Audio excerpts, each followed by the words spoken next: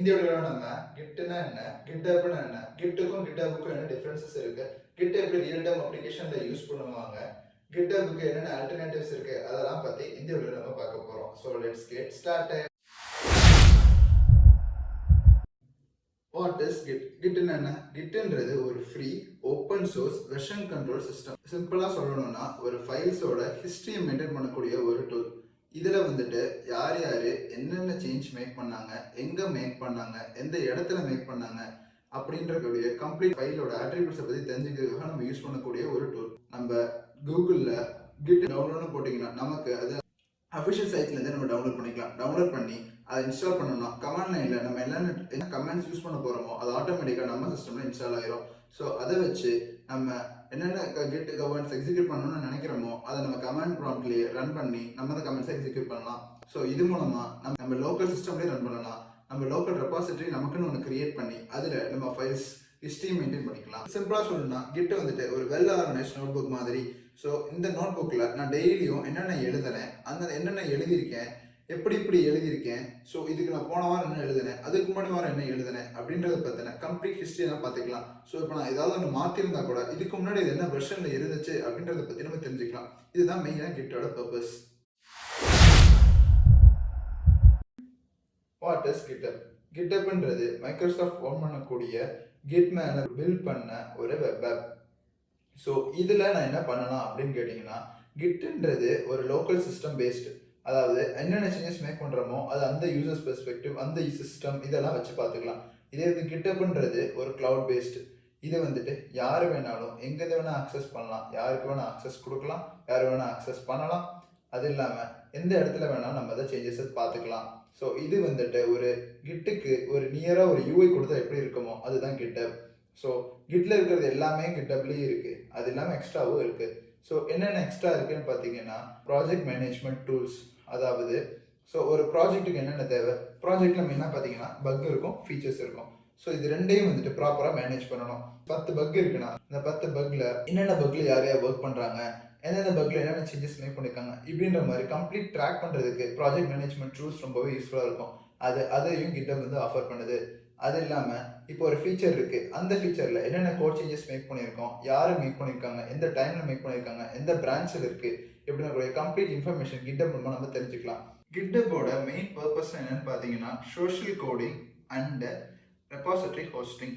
Social coding என்னென்னா ரெபாசிட்டரியில் மொத்தம் 2 வகை. ஒன்று வந்துட்டு ஓப்பன் ரெபாசிட்டரி, இன்னொன்று வந்துட்டு க்ளோஸ் ரெபாசிட்டரி. ஓப்பன் ரெபாசிட்டரின்னு என்னென்னா ஒரு ப்ராஜெக்டோட கோட் வந்துட்டு எல்லாமே வைட் ஓப்பன், யார் வேணாலும் அந்த கோடை டவுன்லோட் பண்ணி பார்த்துக்கலாம். க்ளோஸ் ரெபாசிட்டரினா அந்த கோடை வந்து யாரும் மற்றவங்களுக்கு காமிக்க மாட்டாங்க, தேர்ட் பார்ட்டி பர்சனை காமிக்க மாட்டாங்க. ரொம்பவே ஃபேமஸான ஒரு ஓப்பன் ரெபாசிட்டரி எதுன்னு பார்த்தீங்கன்னா லினக்ஸ் கர்னல். இது எல்லாமே வந்து ஒரு ஓப்பன் சோர்ஸ் ரெபாசிட்டரி, யார் வேணாலும் அந்த ரெபாசிட்டரியை நம்ம பார்த்துக்கலாம். இந்த மாதிரி நிறைய சோஷியல் கோடிங் ப்ரொமோட் பண்ணுறதுக்காக யூஸ் பண்ணக்கூடியது தான் கிட்டப். இவ்வளோ ஃபீச்சர்ஸ் இருக்கக்கூடிய கிட்டப்பை நம்ம எப்படி யூஸ் பண்ணலாம் அப்படின்னு கேட்டிங்கன்னா, கிட்டப்போட வெப்சைட்டுக்கு போயிட்டு சைன் அப்னு இருக்கும், அதில் போயிட்டு நம்ம இமெயில் ஐடியை கொடுத்து நம்ம சைன் அப் பண்ணிக்கலாம். சைன் அப் பண்ணதுக்கப்புறம் நமக்குன்னு ஒரு ப்ராஜெக்ட் கிரியேட் பண்ணி நம்ம அதை யூஸ் பண்ண ஆரம்பிக்கலாம். ஹவு கிட் ஒர்க்ஸ், கிட் எப்படி வேலை செய்யும் அப்படின்றத பற்றி பார்ப்போம். ஸோ அதை எப்படி வேலை செய்யணும்னு பார்க்கறதுக்கு முன்னாடி நம்ம முக்கியமான சில விஷயத்தை பற்றி தெரிஞ்சுக்கணும். ஃபர்ஸ்ட் ரெபாசிட்டரி என்னன்னு தெரிஞ்சுக்கணும். ரெபாசிட்டரி என்னென்னா நம்ம கோடை எழுதி எங்கே சேவ் பண்ணுறோம், எங்கே சேவ் ஆகுது அப்படின்றது ரெபாசிட்டரி. இதை வந்துட்டு க்ளவுட் ரெபாசிட்டரியாகவும் இருக்கலாம், இல்லை லோக்கல் ரெபாசிட்டரியாகவும் இருக்கலாம். So first repository. செகண்ட் பார்த்தீங்கன்னா கமிட்னா என்னன்னு கேட்டிங்கன்னா, நம்ம ஒரு ஃபைலை நம்ம எழுதிட்டு அதை நம்ம கமிட் பண்ணுவோம். கமிட் பண்ணணும்னு என்ன ஆகும்னா அந்த டைமில் மொத்த ரெபாசிட்டரி எப்படி இருந்துச்சு அப்படின்றத பற்றி நம்ம போய் பார்த்துக்கலாம். ஸோ ஒரு 5 கமிட் பண்ணியிருக்கோன்னா ஃபர்ஸ்ட் கமிட்டில் மொத்த ரெபாசிட்டரி எப்படி இருந்துச்சு, கடைசி கமிட்டில் எப்படி இருந்துச்சு இப்படின்றத பற்றி கமிட்னா இதாவது பர்பஸ். அடுத்து பார்த்தீங்கன்னா கரண்ட் பிரான்ச் என்னன்னா நார்மலாக மரத்துக்கு எப்படி பிரான்ச்சஸ் இருக்குமோ அதே மாதிரி ஒரு ரெபாசிட்டரிக்கு நிறைய பிரான்ச்சஸ் இருக்கும். மெயின் பிரான்ச்னா மொத்தமாக ஸ்டேபிளாக இருக்க கூட மெயின் பிரான்ச் வச்சுருப்பாங்க. ஒரு ஃபீச்சர் நம்ம ஒர்க் பண்ணுறோம்னா அதுலேருந்து ஒரு பிரான்ச் எடுத்து நம்ம ஒர்க் பண்ணுவோம், அதுதான் இந்த கரண்ட் பிரான்ச். அதுக்கு நம்ம என்ன நேம் வேணால் கொடுத்துக்கலாம். ஸோ இதுதான் நம்ம தெரிஞ்சுக்க வேண்டிய டேர்ம்ஸ். இப்போ நமக்கு வாட்ஸ்அப்பில் நம்ம ஒர்க் பண்ணுறோம்னு வச்சுக்கோங்களேன். ஸோ இப்போ வாட்ஸ்அப்பில் புதுசு இன்னொரு ஃபீச்சர் கொண்டு வர போகிறாங்க, போஸ்ட் பண்ணி நம்ம லைக் வாங்குறது அப்படின்றத பற்றின ஒரு ஃபீச்சர் கொண்டு வரான்னு வச்சுக்கோங்க. அதுக்கு என்னை அசைன் பண்ணியிருக்காங்க. அந்த டைமில் எப்படி பண்ணணும் அப்படின்னு கேட்டிங்கன்னா ப்ராசஸ் என்னன்னு கேட்டிங்கன்னா ரெபாசிட்டரியை க்ளோன் பண்ணுறது. ஸோ மொத்த கோடுமே வந்துட்டு ஒரு ரெபாசிட்டரியில் இருக்கும். அதிலிருந்து நம்ம மொத்த கோடையும் நம்ம லோக்கலுக்கு முதல்ல க்ளோன் பண்ணணும். அந்த ப்ராசஸ் வந்து ரிமோட்லேருந்து நம்ம லோக்கலுக்கு க்ளோன் பண்ணுற ப்ராசஸ். அப்படி க்ளோன் பண்ணதுக்கப்புறம் அதில் இருந்து ஒரு நியூ பிரான்ச் கிரியேட் பண்ணணும். ஸோ நியூ பிரான்ச் என்னன்னா அதே செட் ஆஃப் லைனை அப்படியே இன்னொரு பிரான்ச்சுக்கு க்ளோன் ஆகும். க்ளோன் மீன்ஸ் அதோட காப்பி இன்னொன்று எடுப்போம். அதுலேருந்து நியூ பிரான்ச் எடுப்போம். அந்த பிரான்ச்சுக்கு நம்ம ஒரு ஃபீச்சருக்கு நேம் வச்சிருவோம். அதுக்கப்புறம் அந்த கரண்ட் பிரான்ச்ல இருந்து நம்ம எல்லா சேஞ்சஸையும் மேக் பண்ணுவோம். சேஞ்சஸ் மேக் பண்ணதுக்கப்புறம் அந்த சேஞ்சஸ் எல்லாமே வந்துட்டு ப்ராப்பராக இருக்கா நம்ம லோக்கலோட டெஸ்ட் பண்ணிட்டு அந்த சேஞ்சஸ் எல்லாமே ஸ்டேஜிங் ஏரியாவுக்கு மூவ் பண்ணுவோம். ஸ்டேஜிங் ஏரியானா என்னன்னு கேட்டிங்கன்னா நம்ம கரண்ட் சேஞ்சஸை வந்து தனியாக செக்ரிகேட் பண்ணி நம்ம பார்த்துக்கிறது. ஸ்டேஜிங் ஏரியா கமிட் பண்ணுறதுக்கு முன்னாடி நம்ம எல்லா சேஞ்சஸையும் வெரிஃபை பண்ணிக்கிறது. அதுக்கப்புறம் ஸ்டேஜிங் ஏரியாவிலேருந்து எல்லா சேஞ்சஸையும் வந்து கமிட் பண்ணுவோம். கமிட் பண்ணிவிட்டு அதை நம்ம புஷ் பண்ணுவோம். அப்படி புஷ் பண்ணதுக்கப்புறம் மொத்த சேஞ்சஸை வந்துட்டு க்ளவுடில் இருக்கும். ஸோ அந்த சேஞ்சஸை வந்துட்டு மொத்தமாக இன்னொரு சீனியர் டெவலப்பருக்கு நம்ம பிஆர் ரைஸ் பண்ணுவோம். பிஆர்னா என்னன்னு கேட்டிங்கன்னா இந்த சேஞ்சஸை வந்துட்டு நான் வந்து மெயின் பிரான்ச்சில் புஷ் பண்ண நினைக்கிறேன், நீங்கள் வந்து அந்த கோடை ரிவ்யூ பண்ணுங்கள் அப்படின்ற மாதிரி நான் வந்து அந்த கோட் சேஞ்சஸ் எல்லாமே வந்துட்டு பிஆர் ரைஸ் பண்ணி கொடுப்பேன். அந்த பிஆரை அவங்க செக் பண்ணிவிட்டு ஏதாவது கமெண்ட்ஸ் இருந்துச்சுன்னா கமெண்ட்ஸ் ஆட் பண்ணுவாங்க. அந்த கமெண்ட்ஸை நான் திருப்பி ரீஅட்ரஸ் பண்ணி திருப்பி சேஞ்சஸை கமிட் பண்ணி திருப்பி க்ளவுடில் புஷ் பண்ணணும். அப்படி புஷ் பண்ணதுக்கப்புறம் திருப்பி அது ஓகே அப்படின்னு கேட்டிங்கன்னா அவங்க மெர்ஜ் பண்ணுவாங்க. மெர்ஜ் பண்ணதுக்கப்புறம் அது ஃபீச்சர் மெயின் பிரான்ச்சில் அது வந்து மெர்ஜ் ஆகும். அப்படி மெர்ஜ் ஆனதுக்கப்புறம் அந்த ஃபீச்சரை வந்துட்டு எப்போ பில்ட் எடுக்கிறாங்களோ அந்த சேஞ்சஸும் வந்து அந்த மெயின் பிரான்ச்சோட போகும். அப்படி தான் வந்து கிட் ஒர்க் ஆகும். கிட்டுக்கும் கிட்டப்புக்கும் உள்ள டிஃப்ரென்சஸ். கிட் வந்து பார்த்தீங்கன்னா லோக்கலில் என்னென்ன சேஞ்சஸை மேக் பண்ணணும் அதெல்லாம் லோக்கலில் சேவ் பண்ணி வச்சு நான் வந்து திருப்பி பார்த்துக்கிறது. கிட்டப்புன்றது என்னென்னு கேட்டிங்கன்னா நான் என்னென்ன சேஞ்சஸ் எழுதணும் அதை வந்துட்டு க்ளவுடில் புஷ் பண்ணி அதை நான் வெர்ஷனை மேனேஜ் பண்ணுறதுக்கு யூஸ் பண்ணக்கூடியது. இது லோக்கல், இது வந்து க்ளவுட் பேஸ்ட். அதுக்கப்புறம் கிட்டுன்றது பார்த்தீங்கன்னா நான் வந்து நோட் புக் மாதிரி நான் என்னென்ன சேஞ்சஸ் எழுதணும் அதை நான் எழுதி எத்தனை தடவை டிஸ்கார்ட் பண்ணலாம், திருப்பி பார்க்கலாம், இதெல்லாமே பண்ணிக்கலாம். இதே வந்து கிட்டப்புன்றது பார்த்தீங்கன்னா அதே நோட் புக்கை நான் தூக்கி லைப்ரரியில் வச்சு அதை வந்து பப்ளிக் அக்சஸ் கொடுக்குற மாதிரி. அந்த பப்ளிக் அக்சஸ்லேருந்து யார் வேணாலும் என் friends, relatives or open source யார் வேணாலும் எடுத்து அதை சேஞ்சஸை மேக் பண்ணிக்கலாம், பார்த்துக்கலாம், இல்லை சேஞ்சும் பண்ணிக்கலாம். ஸோ இதுதான் ரெண்டுக்கும் உள்ள கீ டிஃப்ரென்சஸ். Git comments.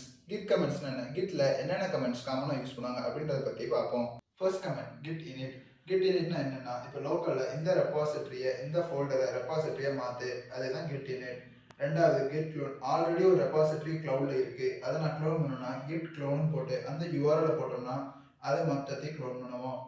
இப்போ ஒரு ஃபைலை நான் ஸ்டேஜிங் ஏரியாவுக்கு மூவ் பண்ண போகிறேன் அப்படின்னா அதுக்கு என்ன கமாண்ட் லைன் யூஸ் பண்ணுவாங்கன்னா கிட் ஆட் அந்த ஃபைல் நேம் கொடுத்தோம்னா அந்த ஃபைல் வந்துட்டு ஸ்டேஜிங் ஏரியாவுக்கு மூவ் ஆகும்.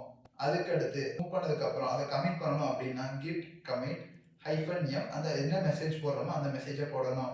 கிட் பிரான்ச் அப்படின்னா இருக்கிற என்னென்ன பிரான்ச் இருக்கோ எல்லாத்தையும் லிஸ்ட் பண்ணுறது. கிட் பிரான்ச் நேம் கொடுத்தோம்னா அதுல இருந்து நியூ பிரான்ச்சை கிரியேட் பண்ணுறது. கிட் செக் அவுட் அப்படின்னா இப்போ கிட்டில் வந்துட்டு 10 பிரான்ச் இருக்குன்னா அது 7வது பிரான்ச்சுக்கு போ அப்படின்னா கிட் செக் அவுட்டும் கொடுத்துட்டு அந்த 7வது பிரான்ச்சோட நேம் கொடுத்தோம்னா அந்த பிரான்ச்சுக்குள்ள போகலாம்.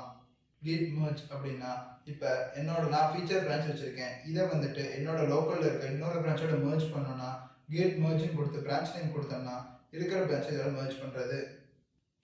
கிட் டிஃப்னா ஒர்க்கிங் டைரக்டரியில் இருக்க என்னென்ன ஃபைல்ஸ் இருக்குல்ல என்னென்ன டிஃப்ரென்சஸ் இருக்குன்னு பார்க்கறது. கிட் டிஃப் கமிட் 1 கமிட் 2 அப்படின்னா ரெண்டு கமிட்டுக்குள்ள என்னென்ன டிஃப்ரென்ஸ் இருக்குது அப்படின்றத பார்க்கறது. கிட் புஷ் அப்படின்னா இருக்கிற ஃபைல்ஸை புஷ் பண்ணுறது. கிட் புல்னா இருக்கிற ஃபைல்ஸை எடுக்கிறது. ஃபெட்ச்னா லேட்டஸ்ட் ஃபைலை நம்ம இதில் அப்டேட் பண்ணுறது. இப்போ கிட்டப்புக்கு என்னென்ன ஆல்டர்னேட்டிவ் பிளேயர்ஸ் இருக்காங்க அப்படின்னு பார்ப்போம். ஸோ கிட்டப்போட பர்பஸ் என்னன்னு நம்ம பார்த்துட்டோம். அது ப்ராஜெக்ட் மேனேஜ்மெண்ட்டுக்கு யூஸ் பண்ணுவாங்க. அதில் கோடை ஈஸியாக மேனேஜ் பண்ணுறதுக்கும் ரெப்பாசிட்டரி மேனேஜ் பண்ணுறதுக்கும் யூஸ் பண்ணுவாங்க. ஸோ இதுக்கு என்னென்ன ஆல்டர்னேட்டிவ் இருக்குது அப்படின்றத பற்றி பார்ப்போம். கிட்லேப்னா அது மெயினாக எங்கே யூஸ் பண்ணுவாங்கன்னா டெவாப்ஸ் இருக்க பிளாட்ஃபார்ம்ஸ். டெவாப்ஸ்னா டெவலப்மெண்ட் ப்ளஸ் ஆப்ரேஷன்ஸ் இருக்க பிளாட்ஃபார்மில் யூஸ் பண்ணுவாங்க. கிட்லேபில் வந்துட்டு பில்டின் சிஐசிடி பைப்லைன் இருக்கனால அது வந்து ரொம்ப யூஸ்ஃபுல்லாக இருக்கும். ஸோ நான் கோடை எழுதுகிற உடனே அதை வெப்சைட் ரிஃப்ளெக்ட் பண்ணுறதுக்கு பைப்லைன் கான்ஃபிகர் பண்ணியிருப்பாங்க. அந்த மாதிரி கேசஸில் பார்த்தீங்கன்னா கிட்லேப் ரொம்ப யூஸ்ஃபுல்லாக இருக்கும். இது பெஸ்ட்டு எங்கே யூஸ் பண்ணுவாங்கன்னு பார்த்தீங்கன்னா என்டர்பிரைஸ் டீம்ஸில், டெவாப்ஸ் டீம்ஸில், இல்லை பெரிய பெரிய ஆர்கனைசேஷனில் அவங்களுக்குன்னு தனியாக ஒரு சர்வர் வச்சுருப்பாங்க, செல்ஃப் ஹோஸ்டட் சர்வர் வச்சுருப்பாங்க. அவங்க மெயினாக அதை யூஸ் பண்ணுவாங்க. இதுக்கு அடுத்து பார்த்தீங்கன்னா பிட்பக்கெட்ன்றது வந்துட்டு ஒரு அட்லாஷனோட ஒரு ப்ராடக்ட். இது வந்துட்டு இது எங்கே யூஸ் பண்ணுவாங்கன்னா ஜீரா யூஸ் பண்ணுற டீம்ஸில் தான் மேஜராக யூஸ் பண்ணுவாங்க. இதில் ஸ்ட்ராங் ஃபீச்சர்ஸ் அப்படின்னு பார்த்தீங்கன்னா ப்ராஜெக்ட் மேனேஜ்மெண்ட் இருக்குது. இதில் ப்ரைவேட் ரெபாசிட்டரிஸ்லாம் வந்துட்டு சின்ன இது வந்து நிறைய ஃப்ரீயாகவே கொடுக்குறாங்க. சிஐசிடி பைப்லைன் இருக்குது. Azure ரெபாசிட்டரி இது வந்து மைக்ரோசாஃப்டோட Azure DevOps சூட்ல ஒரு ப்ராடக்ட். இது எங்க மெயினா யூஸ் பண்ணுவாங்கன்னு பார்த்தீங்கன்னா, என்டர்பிரைஸ் அப்ளிகேஷன்ஸ்ல மெயினா யூஸ் பண்ணுவாங்கன்னு. இதில பார்த்தீங்கன்னா, அன்லிமிட்டட் பிரைவேட் ரெபாசிட்டரி வச்சுக்கலாம். இதுலயும் CI/CD பைப்லைன் இன்டகிரேட்டடாவே இருக்கு. இது பார்த்தீங்கன்னா, ஃப்ரீயாவும் இருக்கு, பெய்டும் இருக்கு. AWS கோட் கமிட் இந்த சோர்ஸ் கண்ட்ரோல் சர்வீஸ் வந்துட்டு கம்ப்ளீட்டா Amazon வெப் சர்வீஸால மேனேஜ் பண்ணப்படுது. இது எங்க யூஸ் பண்ணுவாங்கன்னா, எந்த ஆர்கனைசேஷன்ஸ்லாம் வந்துட்டு AWS சர்வீஸ் யூஸ் பண்றாங்களோ, அங்க இது ரொம்பவே யூஸ்ஃபுல்லா இருக்கும். இதுலயும் வந்துட்டு Git ரெபாசிட்டரிஸ் இருக்கு. இதுல வந்துட்டு கோட் பைப்லைன், கோட் பில்ட் அப்படின்ற AWS ரிலேட்டட் ஃபீச்சர்ஸ்ல இன்டகிரேட்டடா இருக்கு. இது ஹைலி ஸ்கேலபிள் அண்ட் ரொம்ப செக்யூர். இதுக்கும் வந்துட்டு ஃப்ரீ ட்ரையலும் இருக்கு. நம்ம எவ்வளோக்கு யூஸ் பண்றோமோ அவ்வளோக்கு எவ்வளோ பே பண்ற மாதிரியே இருக்கு. இந்திய உலகில் நீங்க கிட்னா என்ன, கிட்ஹப்னா என்ன, ரெண்டுக்கு என்னென்ன டிஃபரன்சஸ் இருக்கு, அது எப்படி ரியல் அப்ளிகேஷன்ல யூஸ் பண்ணுவாங்க, அதுக்கு என்னென்ன ஆல்டர்னேட்டிவ்ஸ் இருக்கு, என்னென்ன கமெண்ட்ஸ் இருக்கு அப்படின்றத பத்தி நீங்க பார்த்துருப்பீங்க. இந்த வீடியோ உங்களுக்கு பிடிச்சிருந்தா லைக் பண்ணுங்க, ஷேர் பண்ணுங்க, சப்ஸ்கிரைப் பண்ணுங்க. தேங்க்யூ.